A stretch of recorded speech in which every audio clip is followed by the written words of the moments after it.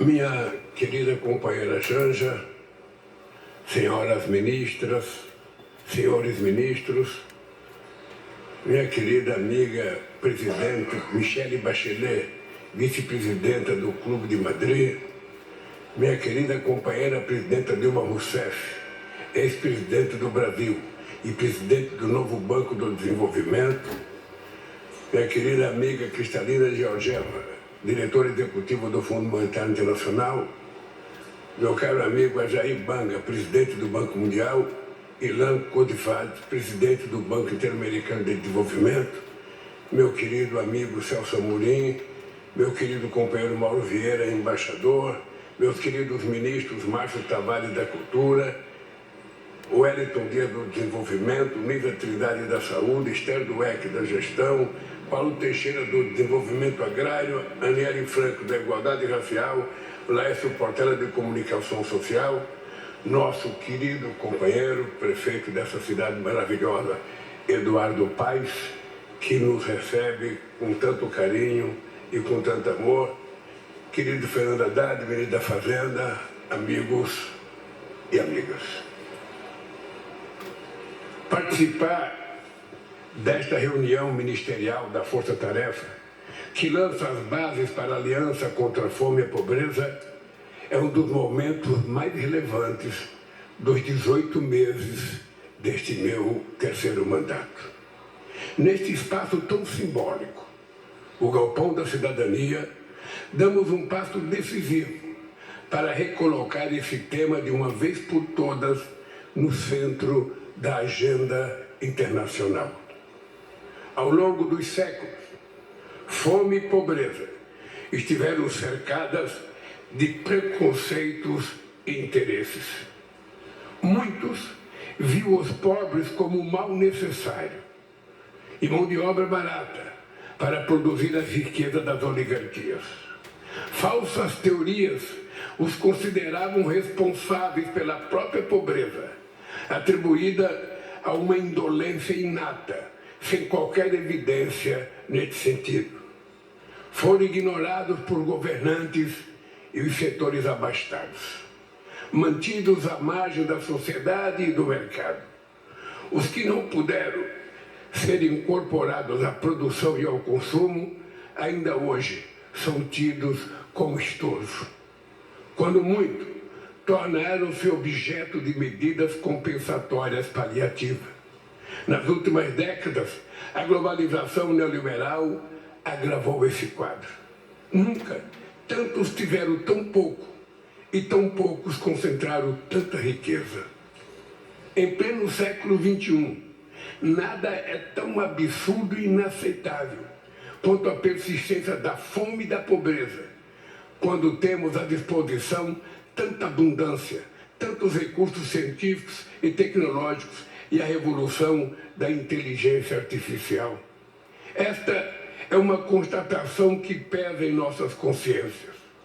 Nenhum tema é mais atual e mais desafiador para a humanidade. Não podemos naturalizar tais disparidades. A fome é a mais degradante das privações humanas. É um atentado à vida, uma agressão à liberdade. A fome, como dizia o grande cientista social brasileiro José de Castro, é a expressão biológica dos males sociais.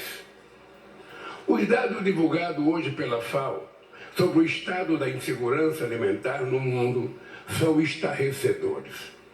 A pobreza extrema aumentou pela primeira vez em décadas.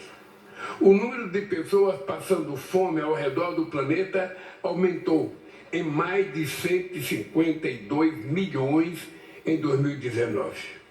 Desde 2019. Isso significa que 9% da população mundial, 733 milhões de pessoas, estão subnutridas. O problema é especialmente grave na África, na Ásia e também persiste em parte da América Latina. Mesmo nos países ricos, aumenta o apartheid nutricional com a pobreza alimentar e a epidemia da obesidade. Em 2023, 29% da população mundial, 2,3 bilhões de pessoas, enfrentou graus moderados ou severos de restrição alimentar. A fome tem o rosto de uma mulher e a voz de uma criança. Mesmo que elas preparem a maioria das refeições e cultivem boa parte dos alimentos, mulheres e meninas são a maioria das pessoas em situação de fome no mundo. Muitas mulheres são chefes de famílias, mas ganham menos. Trabalham mais no setor informal, se dedicam mais aos cuidados não remunerados e têm menos acesso à terra que os homens. A discriminação étnica, racial e geográfica também amplifica a fome e a pobreza entre populações afrodescendentes, indígenas e comunidades tradicionais. Crises recorrentes e simultâneas agravam esse quadro. A pandemia de Covid-19 aumentou drasticamente a subnutrição e esses níveis elevados se mantêm inalterados. Conflitos armados interrompem a produção e distribuição de alimentos e insumos, contribuindo para o aumento de preços. Eventos climáticos externos ceifam vidas, devastam cultivos e infraestrutura. Subsídios agrícolas em países ricos solapam a agricultura familiar no sul global. O protecionismo discrimina contra os produtos de países em desenvolvimento. Mas a fome não resulta apenas de fatores externos.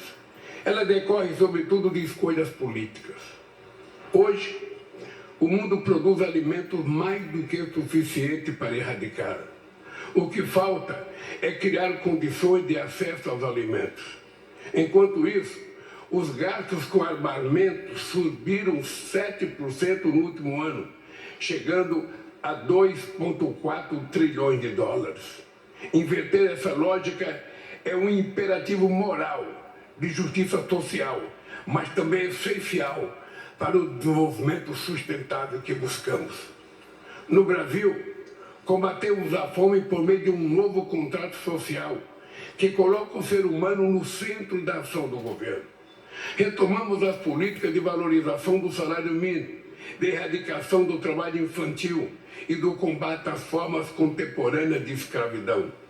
Temos uma sólida política de geração de postos de trabalho formais. O desemprego é o mais baixo em uma década. Aprovamos uma lei sobre igualdade e remuneração entre homens e mulheres. Formulamos um plano nacional de cuidados que considera as desigualdades de classe, gênero, raça, idade, deficiências e territórios, com um olhar especial para trabalhadores e trabalhadoras domésticas. Programas como Bolsa Família, de aquisição de alimentos e de alimentação escolar, permitem que refeições saudáveis cheguem aos mais vulneráveis, estimule a produção agrícola e promova o desenvolvimento local. A agricultura familiar é componente essencial dessa estratégia. São quase 5 milhões de propriedades rurais de até 100 hectares, produzindo parte expressiva dos alimentos que consumimos no país. Em síntese, tomamos a decisão política de colocar os pobres no orçamento. Como resultado, só em 2023, retiramos 24 milhões e 400 pessoas da condição de insegurança alimentar severa. Ainda temos mais de 8 milhões de brasileiros e brasileiras nessa situação. Este é um compromisso mais urgente do meu governo, acabar com a fome como fizemos em 2014. Meu amigo, diretor-geral da FAO, companheiro Chu, pode ir se preparando para anunciar em breve, ainda no meu mandato, que o Brasil saiu novamente do mapa da fome.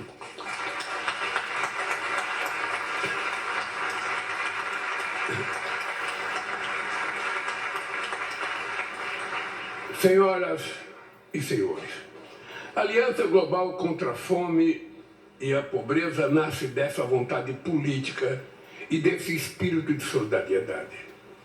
Ela será um dos principais resultados da presidência brasileira do G20.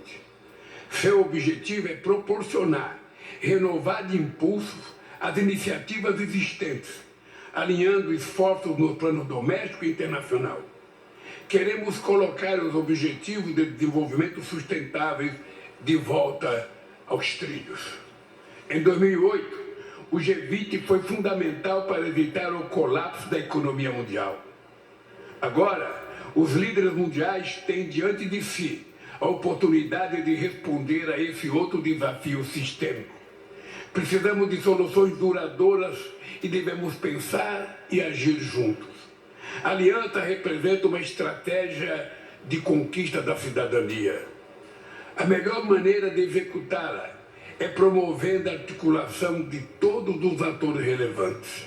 Com esse fim, reunimos as duas trilhas de finanças e dos Sherpas nessa força-tarefa. É gratificante ver aqui hoje ministros de 30 países, membros e convidados ao lado de organizações internacionais e bancos de desenvolvimento. O papel das Nações Unidas e particularmente da FAO, do FIDA e do Programa Mundial de Alimentos será decisivo nessa luta. Vamos seguir dialogando com governadores, prefeitos, sociedade civil e setor privado. Nossa melhor ferramenta será o compartilhamento de políticas públicas efetivas. Muitos países também tiveram êxito em combater a fome e promover a agricultura e que queremos que esses exemplos possam ser conhecidos e utilizados. Aproveitaremos essas experiências e o conhecimento acumulado e aproveitaremos essas experiências e o conhecimento acumulado e ampliar o alcance dos nossos esforços. Nenhum programa vai ser mecanicamente transposto de um lugar para outro. Vamos sistematizar e oferecer um conjunto de projetos que possam ser adaptados às realidades específicas de cada região. Toda adaptação e implementação deverá ser liderada pelos países receptores, porque cada um conhece seus verdadeiros problemas. Eles devem ser os protagonistas de seu sucesso.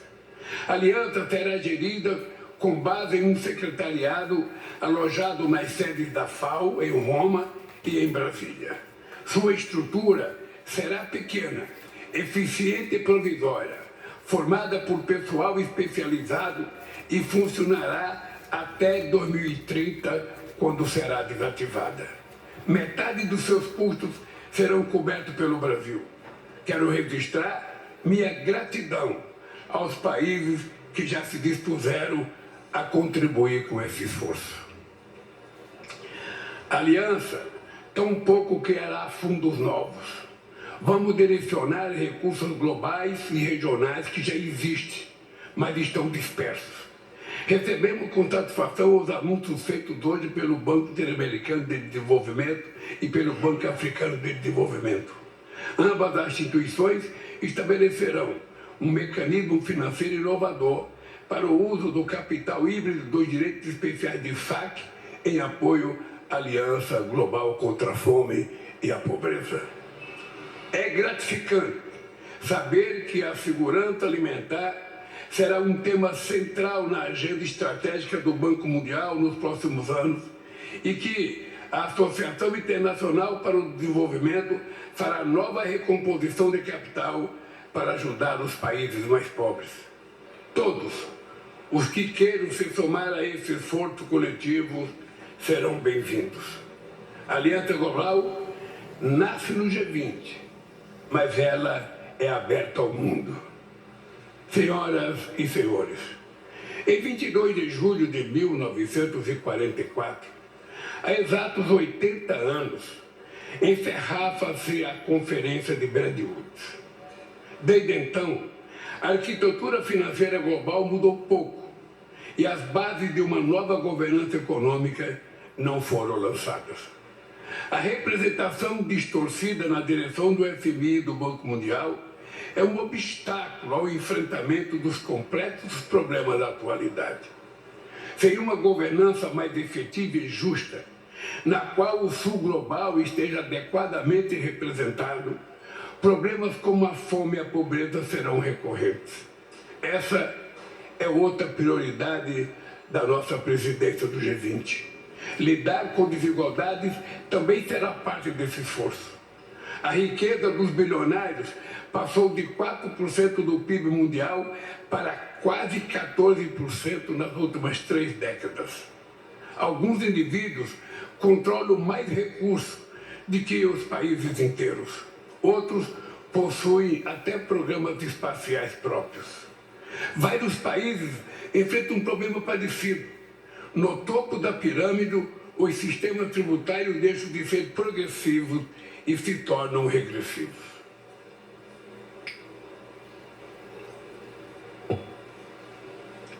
Os super ricos pagam proporcionalmente muito menos impostos do que a classe trabalhadora. Para corrigir essa anomalia, o Brasil tem insistido no tema da cooperação internacional para desenvolver padrões mínimos de tributação global, fortalecendo as iniciativas existentes e incluindo os bilionários. Juntamente com a União Africana, que participa pela primeira vez como membro pleno do G20, temos alertado sobre o problema do endividamento. O que vemos hoje é uma absurda exportação líquida de recursos dos países mais pobres para os países mais ricos. Não se pode financiar o bem-estar coletivo se a parte expressiva do orçamento é consumido com o serviço da dívida. A fome e a mudança do clima são 2 flagelos que se agravam mutuamente. Quem sente fome tem sua existência aprisionada na dor do presente, torna-se incapaz de pensar no amanhã. Reduzir vulnerabilidades socioeconômicas pavimenta o caminho para a transição justa, constrói resiliência frente aos eventos extremos e fortalece os esforços contra o aquecimento global. A transição energética e a descarbonização do planeta são oportunidades nessa luta contra a fome. Senhoras e senhores, o lema da presidência brasileira do G20, construindo um mundo justo e um planeta sustentável, parece inalcançável, mas hoje demos um passo decisivo para a sua realização. A fome e a pobreza inibem o exercício pleno da cidadania e enfraquecem a própria democracia. Erradicá-las equivale a uma verdadeira emancipação política para milhões de pessoas. Enquanto houver famílias sem comida na mesa, crianças nas ruas e jovens sem esperança, não haverá paz. Um mundo justo é o mundo em que as pessoas têm acesso desimpedido à alimentação, à saúde, à moradia, à educação e emprego decente. Essas são condições imprescindíveis para construir sociedades prósperas, livres, democráticas e soberanas. Espero revê-los em novembro aqui no Rio de Janeiro para a reunião da cúpula do G20. Será uma ocasião para lançar oficialmente a Aliança Global e alimentar seus membros fundadores. Eu quero dizer que eu conto com todos e todas vocês para o sucesso, mas eu queria terminar cunhando uma frase que eu tenho tentado repetir em todos os encontros que eu faço. Os economistas, os governantes, as pessoas que têm poder de decisão, as pessoas que dirigem bancos de investimentos, bancos que fazem crédito, precisam compreender uma coisa: é que muito dinheiro na mão de poucos simboliza miséria, simboliza prostituição, simboliza analfabetismo, simboliza empobrecimento e simboliza fome. Agora é o contrário. Pouco dinheiro na mão de muitos significa exatamente o contrário. Significa sociedade próspera, sociedade com emprego, sociedade consumindo e sociedade vivendo decência, sabe, ética imprescindível para a sobrevivência humana. Eu, quando falo isso, eu fico emocionado porque a fome, ela não é uma coisa natural. A fome é uma coisa que exige decisão política. Nós, governantes, não podemos olhar o tempo inteiro só para quem está próximo de nós.